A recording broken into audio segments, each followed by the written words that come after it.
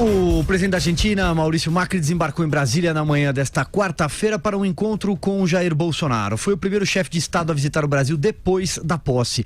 Os presidentes tiveram um encontro privado e, em seguida, a reunião foi ampliada com a presença de ministros dos dois países. Aliás, a comitiva argentina era grande.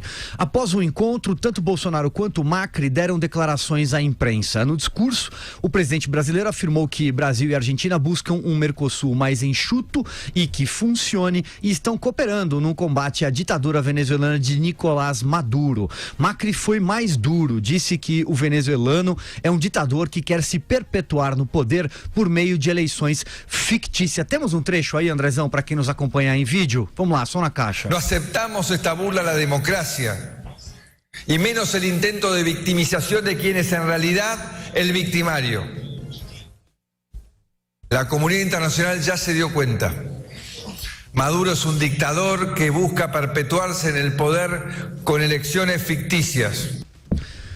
Muito bem, esse aí é um trecho, portanto, do pronunciamento do presidente argentino, Maurício Macri, mais duro até do que a fala do presidente Jair Bolsonaro em relação à Venezuela. Queria só destacar dois pontos. Primeiro, pelo aspecto econômico evidente, a Argentina é uma parceira importante para o Brasil, a nossa terceira grande parceira comercial, e o Mercosul precisa, sim, de uma reformulação. Hoje é um bloco fracassado que mais atrapalha do que ajuda em negociações. Vide o discurso do próprio presidente Bolsonaro por um Mercosul mais enxuto e que funcione, e do outro lado o Macri destacando que a chegada de Bolsonaro pode significar um realinhamento de negociações, especialmente com a União Europeia. E por último, um aspecto político, e aí muito mais importante para o Macri até do que para o Bolsonaro, porque o Macri vai às urnas esse ano e teve um mandato muito difícil, com uma herança muito ruim dos Kirchner, do Néstor, depois da mulher dele, Cristina, e agora busca uma certa popularidade. Nada melhor do que neste momento estar ao lado de um líder popular na América do Sul, eleito aí com um caminhão de votos. Muito bem, Vera Magalhães, vamos lá. Pois é, o Macri já teve um começo auspicioso, mas já enfrentou várias crises políticas, a sua popularidade já não é a mesma da largada.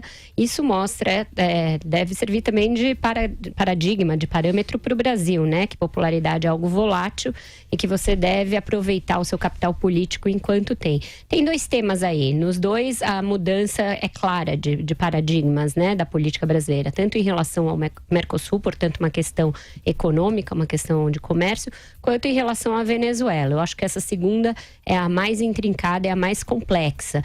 Já depois da eleição do Jair Bolsonaro, quando ainda era o provável ministro da Defesa, o general Augusto Heleno deu uma entrevista longa à Folha de São Paulo, na qual foi contra a possibilidade de qualquer intervenção militar na Venezuela. Ele dizia que a tradição das relações exteriores brasileiras é a de não envolvimento em questões internas de outros países, de respeito à autodeterminação dos países, etc. De lá para cá, a situação na Venezuela se agravou e a retórica dos vizinhos do Brasil, entre eles, subiu alguns decibéis. Hoje, depois da declaração do Grupo de Lima, daquela moção que já não reconhece o novo mandato do Maduro, de declarações como essa do Macri, declarações como as das autoridades do governo Trump nos Estados Unidos, você já caminha para uma situação em que o Brasil e seus aliados, os países anti-Maduro, já falam em algum tipo de intervenção externa para forçar a que o governo renuncie, que se façam novas eleições. Então, por hora, não se fala nada em uso da força, nada em intervenção militar, mas alguns tipos de formas de pressionar, entre elas, retirar a Venezuela do Mercosul, algo que eu acho que é correto, porque não deveria nem ter entrou num arranjo exótico da Dilma Rousseff, que o fez por questões ideológicas e políticas.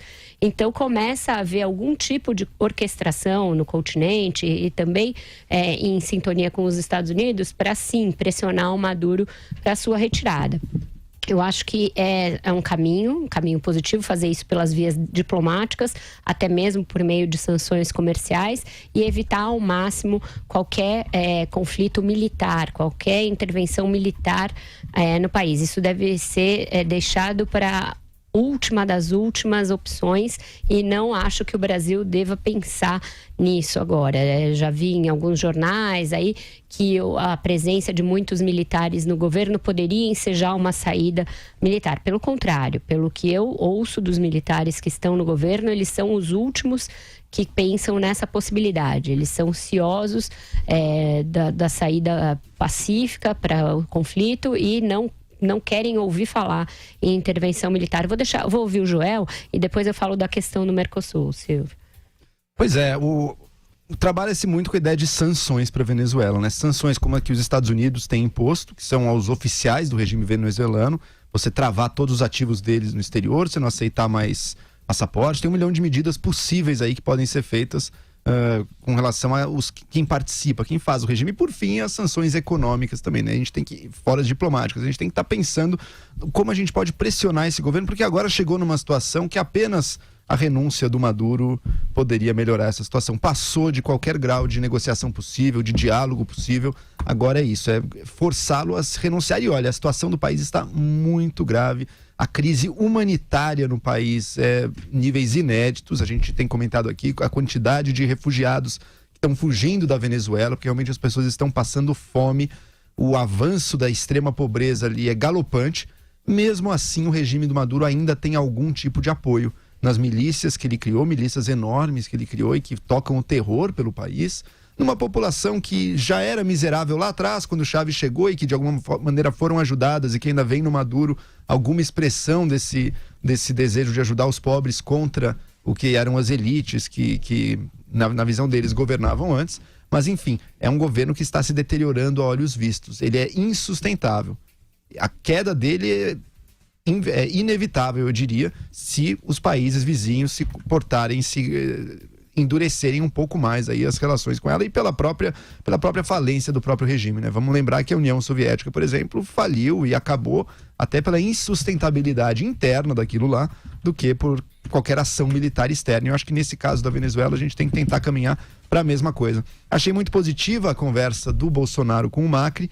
Lembrando, né, o Macri está com essa retórica toda também porque ele está muito mal de popularidade em casa, porque o ajuste econômico da Argentina, embora tenha feito algumas coisas importantes, mas deu coisas erradas ali, que a economia argentina vai muito mal. Então as pessoas estão, com razão talvez, bastante revoltadas aí. O Macri está temendo pelo seu futuro político. Então ele engrossa uma retórica contra um inimigo externo. É sempre uma coisa boa para um político ter dentro do seu país.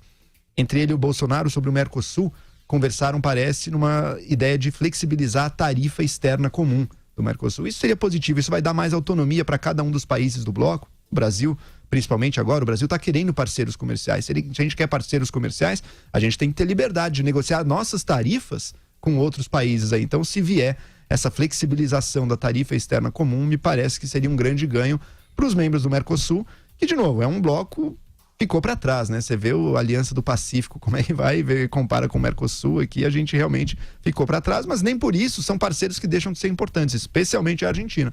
Então, com alguma modernização dele, ele pode voltar a fazer sentido. Eu acho isso. Acho que é importante modernizar, flexibilizar, abrir o bloco, fazer com que ele seja mais ágil, tenha mais condições de competir. Isso se for para mantê-lo em bases sólidas, né? Mantê-lo de uma maneira mais sólida. A solução passa necessariamente pelo Ministério do Paulo Guedes. É ele quem coordena isso. Ele já na largada do governo tinha falado em relação ao Mercosul, né? Não será a nossa prioridade. Agora eles fazem aí uma tentativa de resgate do bloco, não é de bypassá-lo, de simplesmente sair do Mercosul, fazer um resgate para que ele seja mais efetivo. Eu acho que esse é um caminho mais virtuoso e tende a ser mais efetivo. Eu achei interessante a Argentina concordar com isso, porque por muito tempo o Mercosul foi vantajoso para os argentinos e em detrimento do próprio Brasil, né? Mas eles não estão em muita condição, né, econômica de impor a sua vontade e também não tem mais aquela condescendência com que os governos até então, tanto do PSDB, né, na época do Menem, Fernando Henrique, quanto os do PT com relação Lula-Kirchner, aquela condescendência com que o Brasil tratava a Argentina, né, com aquela ideia de que é o primo rico da região. Aguentou muita coisa, né? O Brasil aguentou muita coisa dos argentinos. Da Bolívia ali também, sim. E esses blocos, o caminho... Vamos comparar o Mercosul, por exemplo, com a União Europeia. A União Europeia que está passando por sérias dúvidas, mas o valor econômico dela, a importância econômica da União Europeia é um negócio imenso para cada um dos membros ali. Se o Mercosul se focar também mais em criar uma zona de livre comércio mais real, mais efetiva, por exemplo, e menos nesses grandes conversas meio de boas intenções, da política continental, das ideologias, eu acho que tem ganhos a serem tidos aí.